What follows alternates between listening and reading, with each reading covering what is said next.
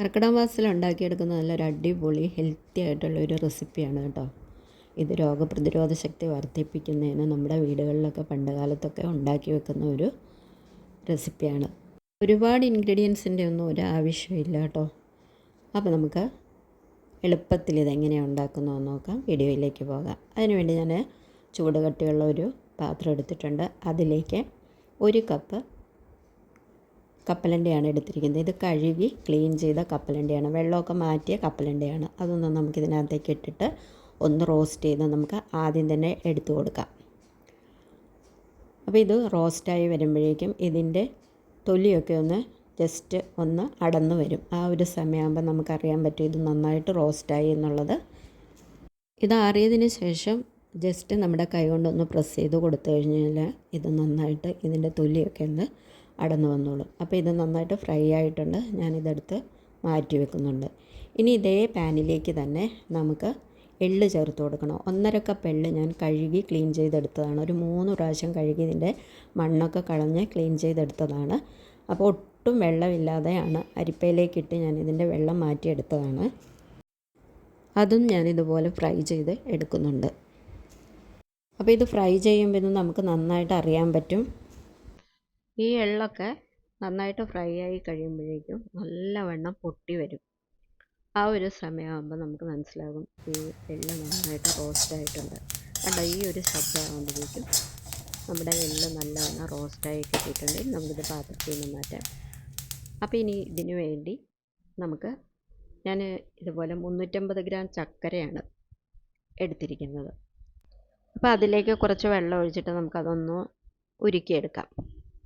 അപ്പോൾ ഇനി അതേ പാനിലേക്ക് തന്നെ ഞാൻ അവലാണ് ഇട്ട് കൊടുക്കുന്നത്. അത് 1.5 കപ്പ് അവൽ എടുത്തിട്ടുണ്ട്. ഇതുപോലെ ബ്രൗൺ കളറിലെ അവലാണ് എടുത്തിരിക്കുന്നത്.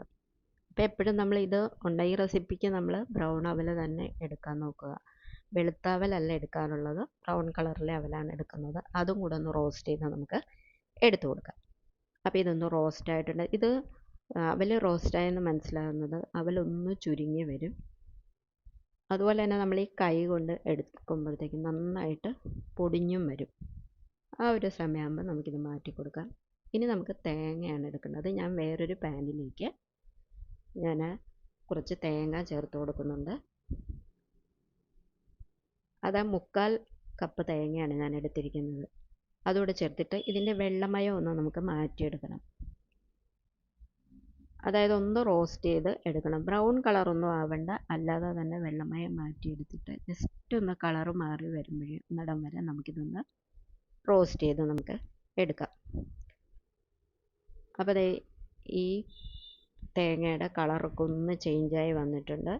ആ സമയമാകുമ്പോഴത്തേക്കും നമുക്കിത് മാറ്റി കൊടുക്കാം. അപ്പോൾ ഇനി ബദാമാണ് ഞാൻ എടുത്തിരിക്കുന്നത്.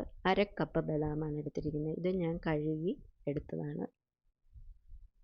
അപ്പം ഇതിനകത്ത് എടുത്തിരിക്കുന്ന എല്ലാം നമ്മൾ ക്ലീൻ ചെയ്ത് എടുക്കുക, കഴുകി ക്ലീൻ ചെയ്ത് എടുക്കുക എല്ലാം.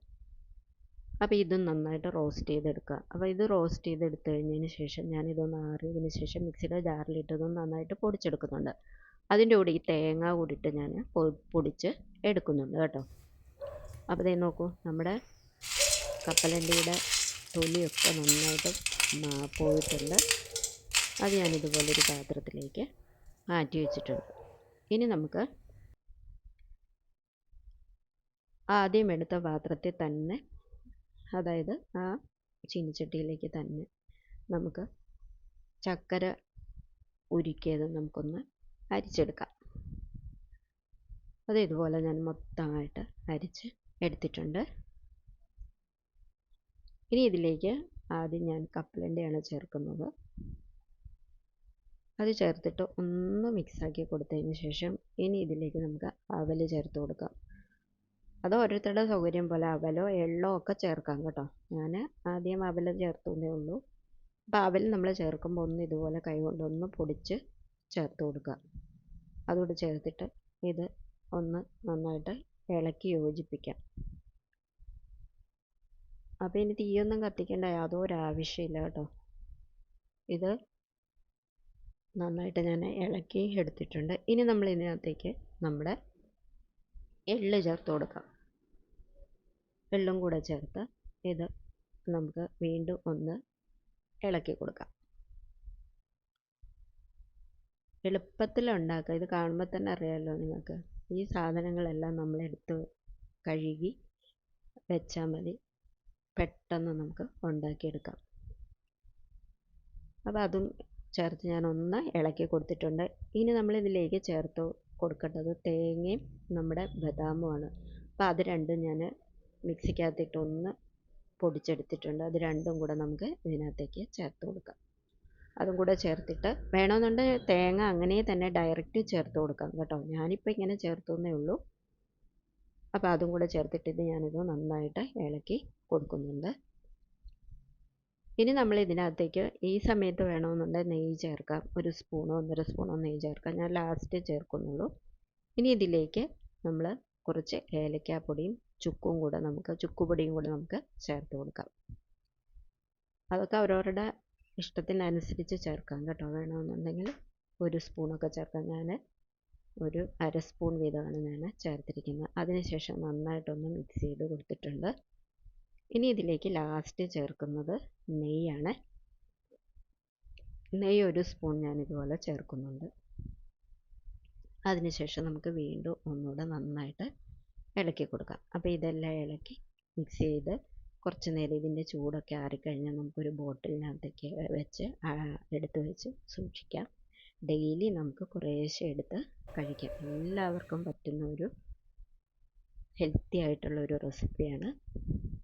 വീഡിയോ ഇഷ്ടപ്പെട്ടെങ്കിൽ കൂട്ടുകാർ ചാനലൊന്ന് ലൈക്കും ഹൈപ്പും ചെയ്യണേ.